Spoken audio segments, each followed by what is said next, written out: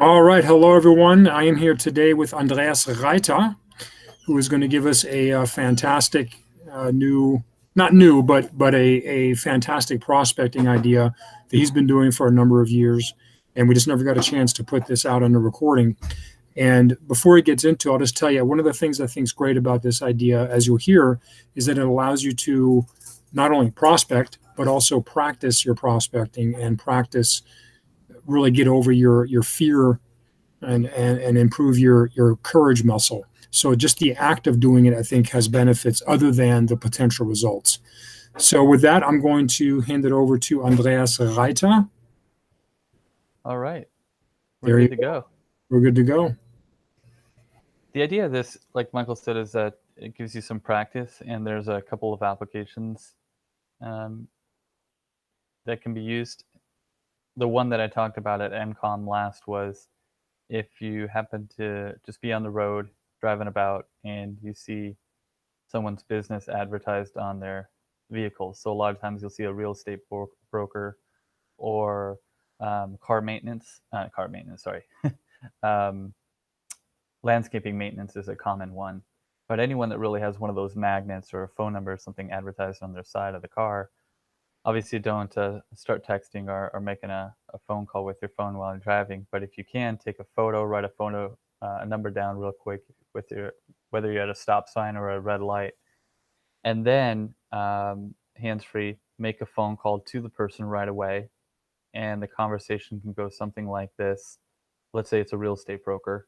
The guy's name is John, and you give him a call and say, "Hey, John, this is way out in left field, but my name is Andreas. I'm a financial advisor here in the city of Orange, and I literally was just standing next to you a couple of moments ago on Batavia at the red light, saw your advertisement on your car, and wanted to find out if you're already working with a financial advisor or if you have anything going on for retirement planning, because that's what I specialize in, retirement income planning." And then, you see where the conversation goes, and you can personalize it. If you happen to have a nice Mercedes or whatever, make a comment like that, make it really personal so he knows that you did in fact see him just down the road. Um, and then see where the conversation goes. And the idea really with any type of prospecting for the most part is, as much as you do want to get an appointment or an opportunity out of it, you want to get practice, and that's more so for newer people, but also for people that have been doing it for a while or veterans. It's always good to go back to the basics. So ultimately, it'd be great if we got an appointment out of that. But the idea is really just to get your feet wet, to practice. Regardless of what he says, you're going to learn something, and then you can use it going forward. And depending on how the conversation goes, if he's open to it, great. You could set up a tentative appointment. Let's just say more often than not, most people will not be interested, and that's okay. But a good follow-up to that is, yeah, I know you're busy. This might be the wrong time. Do you mind if I follow up with you in, let's say, 4 to 6 months? And if he says, yeah, sure, no problem, you give him a call in 4 months and say, hey, remember that guy? And then you go from there. And the same can be done with business cards that people place on bulletins or on boards at coffee shops. It's a lot of times it is real estate brokers or insurance agents, but do the same thing. Pick up the card, tell them you saw it at the local Starbucks or whatever it was or wherever it was, and mention what you do, be brief, and ask for an appointment and just see what they have going on. So that's the general gist, whether it's someone on the road or a business card that you find at a local coffee shop.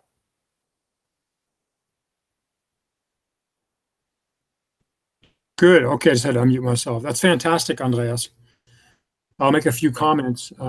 One of them is another phrase that you can use is this is just a shot in the dark. One of the things you want to learn in this business is come up with a variety of phrases and catchphrases and ways to segue and ways to, and so Andreas said, this is coming out of left field.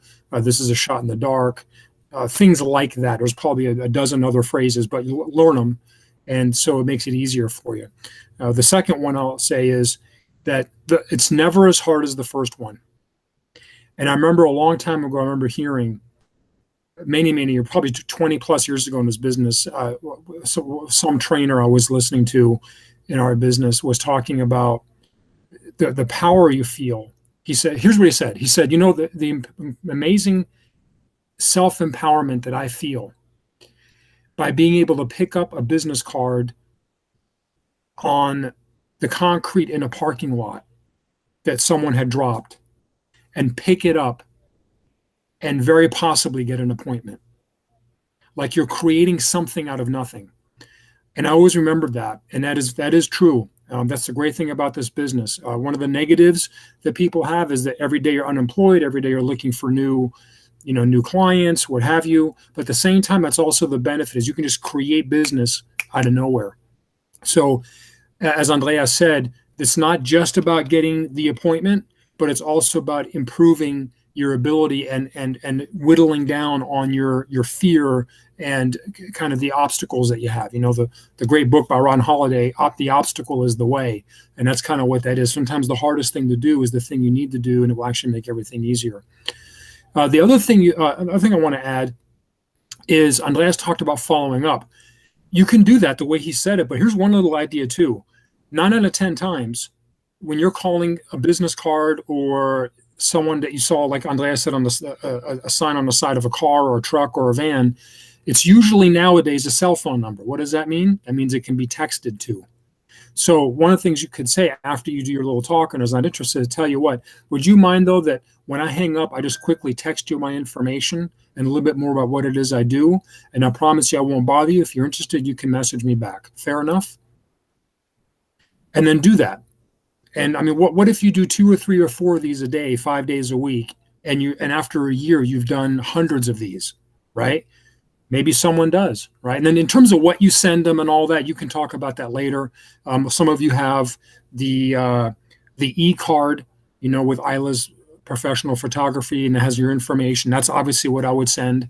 Or it's just a link to your ParsonX webpage, whatever. But the texting, the point is, it doesn't really matter what you send, actually, but that's the point. One other thing I'll say is, if you get someone that's interested, you go, well, I guess I'll hear you out. What I would segue into, in case you're wondering, is the coffee script. I wouldn't open with the coffee script. I open exactly the way Andreas said. But then if they want more information, the next level of depth of data that you're going to transfer is I would do the coffee script. And then at that point, either you try to get an appointment, or at that point, they might say, well, can you send me something? And then that's when I would try to get their email. If not, then you text them. But use it for anything. Call anytime you see a business card. In fact, and I would always tell the truth. Let's say you literally find the business card in the parking lot, laying on a parking lot. Call them up and say, hey, my name is Michael Thomas. I'm a financial advisor in the area. I happen to come across your business card. Believe it or not, I saw it in the parking lot when I was getting in my car. And I just believe in serendipity. So I figured I'd take a shot in the dark and call you. And on the business card, you probably see what it is. Oh, I guess one more thing. What I would try to, if the business card is someone that you would suspect is a 1099er, like real estate, like landscaping, they work for themselves basically, then as Andreas alluded to, I would say, hey, shot in the dark question or a question out of left field, but if you don't mind me asking, are you paid on a 1099? And I go, yeah, why are you asking? So I'm not trying to get personal. The reason I ask is, as I mentioned, I'm a financial advisor, and I specialize in retirement planning for self-employed and independent contractors. There's things that you can do that the normal person can't. So, and then you just go from there. So that's an idea. Andreas, any comments on that or thoughts about all that? All good stuff. And even if you might be able to text them afterwards, still put them in your Rolodex and your Google Contacts under, prospects, and then you can subcategorize it if you want to on the fly or whatever. And then do, in fact, when you get back to the office, make a calendar entry 4 months from now, call real estate guy John and call him, and then reference the conversation you had and make it as personal as you can. Write the notes the conversation you had in the notes of the contact, and something along the lines, hey John, you and I spoke 4 months ago. I happened to bump into you on the road. and you said it was okay for me to give you a call to see how things are going. Here I am. How are things going? Something like that. Hey, one Definitely. small adjustment. One Yeah. small adjustment I'll make to that is and I learned this also from someone else a long time ago, is when you call back, you don't have to just, I would necessarily wouldn't say, you said it was okay for me to call you, unless they grill you on it, like, who are you? But I would say, listen, you may not remember me.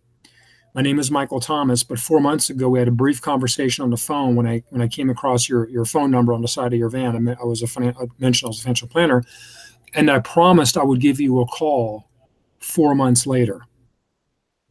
Say, I promised I would call you. Yeah. That's how I would say it.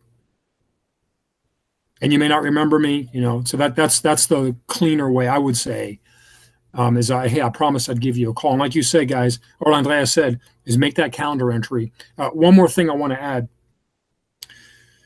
is when they tell you no, and we said the whole thing about, either be able to call them back, and or text them some info right when you're done driving. But you might want to actually explicitly ask for an in-between. It's basically an in-between a yes or a no, which is, can I get your email and I'll put you on my monthly email list. And the way you would phrase it, the guy says, no, I'm not really interested. I tell you what, I don't mean to bug you. I don't mean to beg you, but would you have any objection is if I put you on my email list? It's a monthly client newsletter. I don't do it more than once a month. I only do it 12 times a year. I won't bug you. But that way you can find a little bit more about what it is I do, and there's some great tips about financial planning. Would you be open to that? Would you be open to that? That's a nice way. They go, well, I guess so. So if you give me an email, I promise I won't abuse the email. I would overdo that about, I only do it 12 times a year. I do it once a month. I'm not going to send it more. I'm not going to abuse it. I would over exaggerate that, because that's what people are afraid of. And then if they say, well, I'm really not comfortable. So tell you what, I understand. I'm not going to ask you twice. But when I park or when I'm done driving, I'll just text you some info, and then you can take it from there. So that's the progression. I would go appointment. If it's a no, get permission to be on the email list. Obviously, you have to get their email. If it's still a no, and then you do the texting. What do you think, Andreas? Yep. That's it. That's all you can do.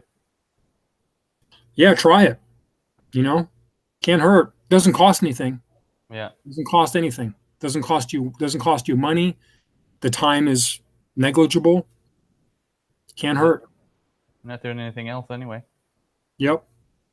Good. But again, try to make your talk a little bit specialized in what it is they do, if at all possible, without lying, without fibbing. But right.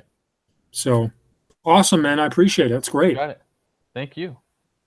Yes, sir. All right. We will talk to you all later. Alrighty. Auf Wiedersehen. Tschüss.